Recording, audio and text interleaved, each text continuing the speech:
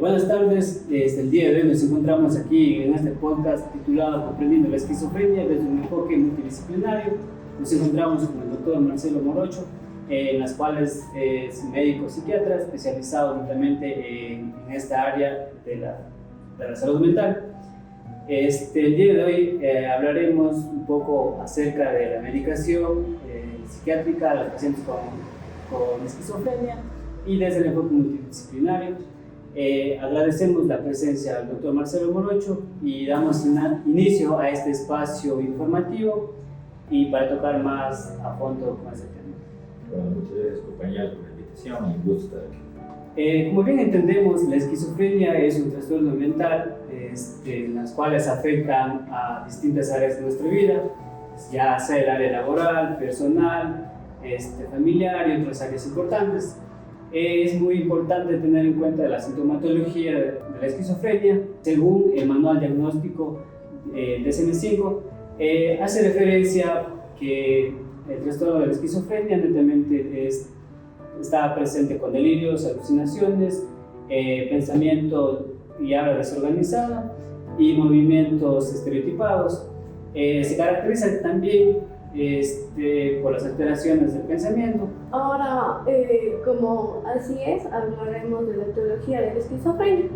Como sabemos, es multifactorial, lo que quiere decir que no es solo por una razón, sino que también vienen lo que son los factores genéticos, los neurobiológicos y ambientales. Esto se ha realizado con alteraciones en la dopamina, especialmente en una zona del cerebro llamada mesolímbica. También pueden influir eventos estresantes que pueden ser por el embarazo o las primeras etapas del desarrollo del cerebro, en este caso de la persona. Las manifestaciones clínicas se dividen en síntomas positivos como las alucinaciones y los delirios, también en síntomas negativos como la planeación afectiva, la pobreza del pensamiento y la anedonia, y por último en síntomas cognitivos, que es el déficit de atención, concentración y por último planificación. Bueno, también hablamos de que el diagnóstico requiere un enfoque integral y una evaluación continua, ya que la esquizofrenia impacta significativamente la funcionalidad social, académica, familiar y ocupacional del paciente. Doctor, ¿podría explicarnos cuál es el abordaje farmacológico inicial para un paciente con el diagnóstico de esquizofrenia?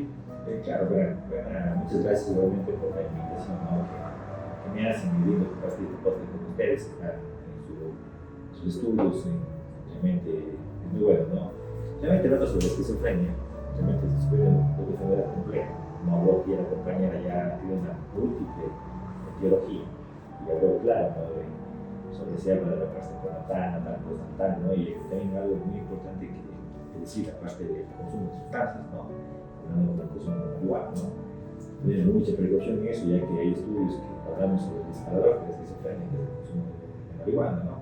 Y por tanto, como ahora acompaña el factor genético, hablamos muy importante de factores ambientales, tanto la madre, el niño, y realmente factores ya personales, como estamos hablando del tema del consumo de marihuana.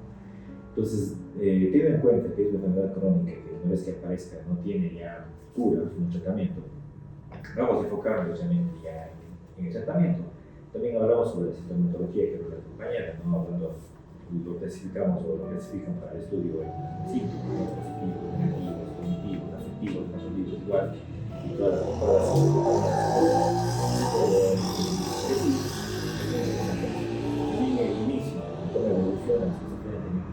no siempre evoluciona así. Puede haber síntomas al comienzo, puede haber síntomas comportamentales como demencia de los factores obsesivos, pueden haber comportamientos de aislamiento, y no siempre debutan con delirios o alucinaciones, ¿no? Que es lo más característico y lo que llama la atención. Hablamos que antes se clasificaba la esquizofrenia en tipos, ¿no? Como la esquizofrenia paranoide, frénica, diferenciada y otras, pero ahora el nuevo manual de la clasificación lo clasifica ya en espectro. Entonces, todo el espectro de esquizofrenia, ¿no? ¿Por qué? Porque, como hablamos, se manifiesta de diferentes formas. No es la típico con la alucinación de delirio, pero sí tenemos que tener en cuenta que son las manifestaciones que más frecuentemente se manifiestan, ¿no? Entonces, teniendo en cuenta eso, vamos a ver el tratamiento. El tratamiento se basa en la parte psicológica, la parte psiquiátrica, la parte social, y hablando meramente ya de la parte psiquiátrica, obviamente usando los psicofármacos, que es la parte esencial del tratamiento de la esquizofrenia. Vamos a ver en qué fase está, ¿no? Si encontramos en fase aguda, por ahí una agitación psicomotriz, el paciente está descuidando, los incoherentes, un pensamiento súper organizado, tenemos que usar el tratamiento para entrar, ¿no? En este caso podemos usar antipsicóticos de primera generación, ¿no? Como el opioide, que es el más usado, que ayuda mucho a controlar la parte conductual. Tener en cuenta que siempre en estos casos tenemos que tener ya la parte conductual, o sea, la agresividad, las agresiones, es en autoagresiones o autoagresiones, es el delirio de la gente puede llegar a matarse o matar a alguien, o hacer daño a alguien, ¿no? Por la agitación, por el trastorno de pensamiento que está teniendo. Entonces siempre tener en cuenta eso. Y luego, si ya en la fase de que el paciente se estabiliza, podemos usar antipsicóticos por vía oral, ¿no? Y también antipsicóticos de depósito, que se llama, aunque duran por lo general 21 días. Entonces siempre tenemos que resolver eso. ¿Qué tratamiento usamos? ¿Cuándo usamos? ¿Y por qué usamos? Estos también pueden ser combinados con otros medicamentos, por ejemplo, la benzodiazepina, para cargar al paciente que llega a emergencia, gritando, agitado, alucinado. Nosotros no vamos a poder dar una pastilla, podemos utilizar la vía esta definición intramuscular, o en caso de que pueda, la vía venosa. Igual que el paciente puede usar aquí, en la práctica médica usamos mucho el haloperidol, que sería para el antipsicótico de primera elección en estos casos, ¿no? Y ya luego podemos usar los antipsicóticos de primera o segunda generación, dependiendo de cómo vemos la paciente y la parte clínica, y también siempre haciendo que el tratamiento sea individualizado. Cada uno tiene que tomar un tratamiento especial para cada persona. Muchas gracias, doctor, por la información que nos acaba de proporcionar, ya que es muy importante también conocer este tema. Doctor, ¿cómo decide cuál antipsicótico utilizar y qué factores se toman en cuenta antes de medicar a un paciente con esquizofrenia? Primeramente la evolución, primeramente los antecedentes que tenga de la enfermedad, si es un bebé, si es un paciente que tiene esquizofrenia anteriormente o está descompensado, entonces todo va a depender de eso. También de la parte de los antecedentes que tenga, personales, que pueden tener hipertensión, diabetes, obesidad, todo eso se evalúa la parte clínica, la parte médica también para poder dar el tratamiento. También antecedentes de consumo de fármacos anteriores.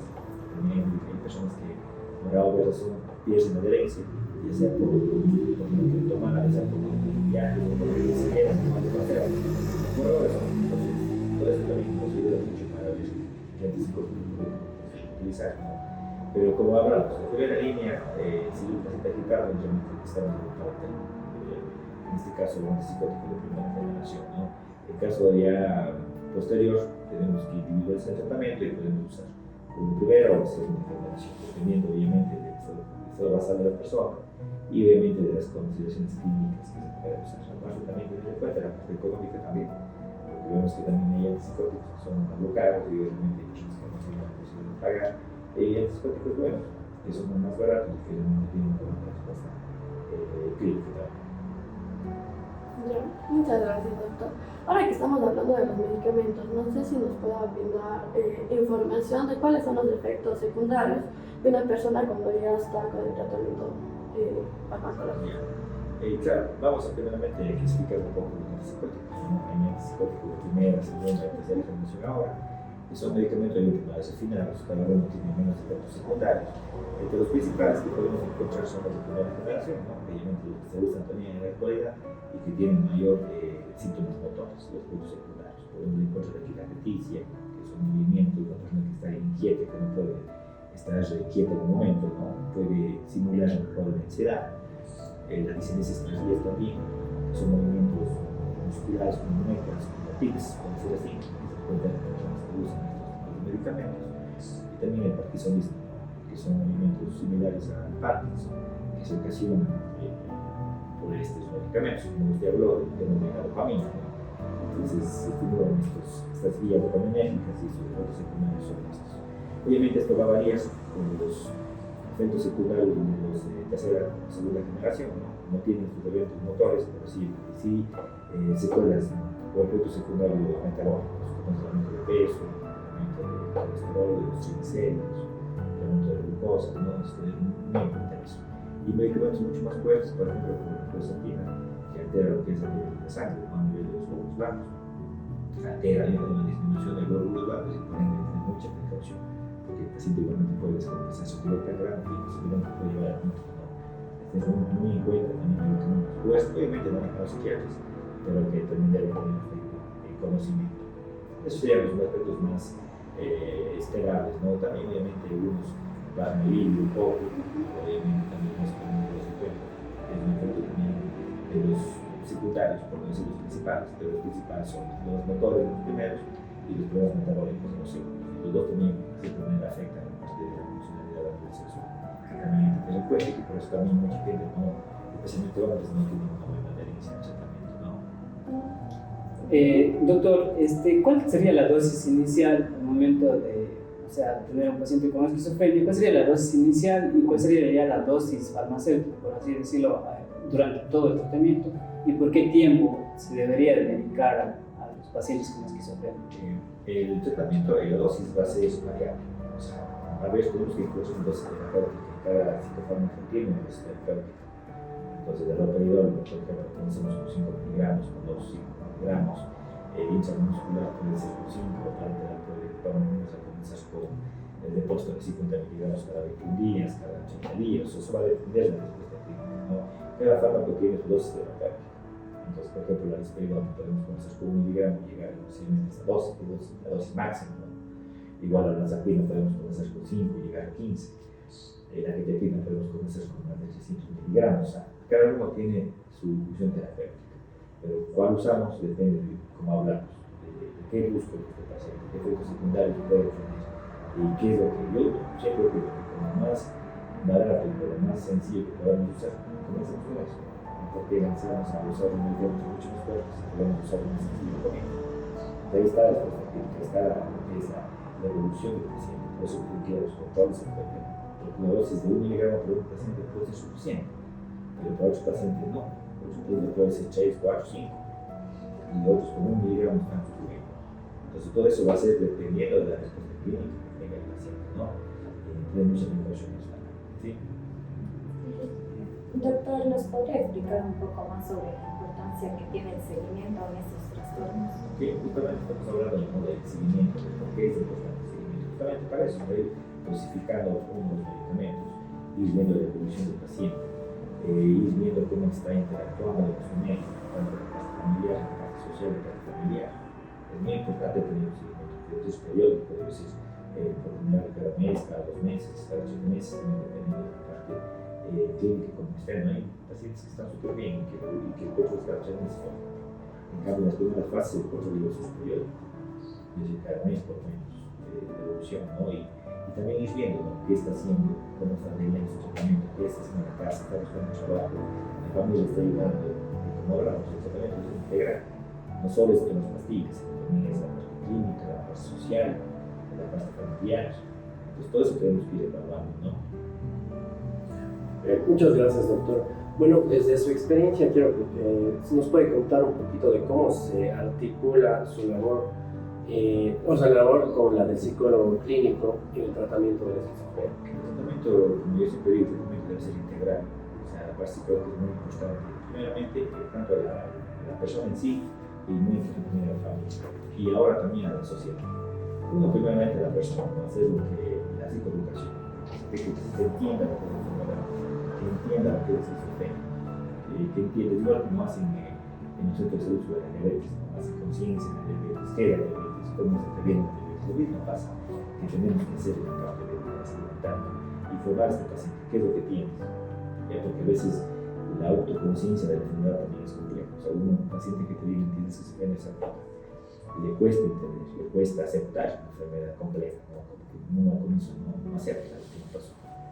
Y los familiares también, o sea, es como que no se curar doctor y con qué tiene, ¿ya? Por eso hay que ser muy precavidos, especialmente en el diagnóstico y siempre viendo la evolución del paciente. En estos casos, por ejemplo, se articula mucho con la parte psicológica, como la psicoeducación, tanto a la persona como a la familia. La familia es de otra, si la familia no entiende lo que es esquizofrenia, ¿cómo va a poder ayudar, ¿no? Si no sabe qué es la enfermedad? Evidentemente luego viene también la parte de esa conciencia, ¿no? La terapia cognitiva conductual, que también se aplica mucho en estos casos también, que igualmente el paciente vaya sin conciencia crítica de su enfermedad y pueda manejar sus emociones en base a lo que está sintiendo, lo que está pensando, ¿no? Y con eso evitar las recaídas. Porque si el paciente tiene crítica de su enfermedad, obviamente va a tomar sus medicamentos, va a ser consciente que tiene una enfermedad y obviamente va a tener una buena adherencia. Pero un paciente que no tenga la crítica no va a dejar. Uno porque dice que no tiene enfermedad, deja. Otro por los servicios secundarios que puede tener. Y otro por la parte social, ¿no? Porque lo que te pintan, ¿no? Que tú eres un loquito, esquizofrénico. Entonces la parte social es muy importante también, la psicoeducación a nivel de la comunidad. Tenemos que darnos cuenta, ¿no? Porque a veces hacemos eso, un comentario fuera de lugar, el loquito del barrio, es de gente loco, entonces algo que no debe ser. Algo que debemos tratar desde la sociedad. Muy importante integrar, ¿no? Y también la parte médica. Ahora los esquizofrénicos no solo los esquizofrénicos, también tienen enfermedades de otro tipo, ¿no? Hipertensión, diabetes, cualquier otra enfermedad puede tener también. Entonces también debe ser un eje integral global, ¿no? Todo el eje médico también. Y mucho más está relacionado con la hipertensión y con la diabetes, como ya hablamos un poco, quizás directo o indirectamente de los medicamentos, ¿no? Ahora que estamos hablando sobre los estereotipos de la esquizofrenia, claro que hay un equipo multidisciplinario que trabaja en conjunto. Quisiéramos que nos comente usted cuál es la importancia o ha notado la mejoría significativa de estos pacientes cuando ya tienen un equipo. Sí, realmente es muy importante. Nosotros que trabajamos en la parte pública, en la parte privada, menos una mejoría bárbara.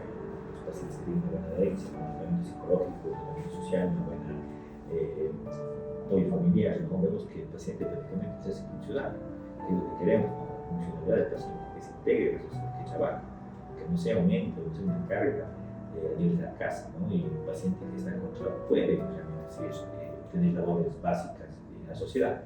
Entonces eso vemos en comparación con otros pacientes que no tienen eso, ¿no? Vemos cómo se desgastan, vemos cómo llegan descompensados, vemos cómo el deterioro cognitivo es grande, vemos cómo va perdiendo la funcionalidad, prácticamente se convierten en entes y personas que prácticamente ya no son útiles o pierden su utilidad ante la sociedad.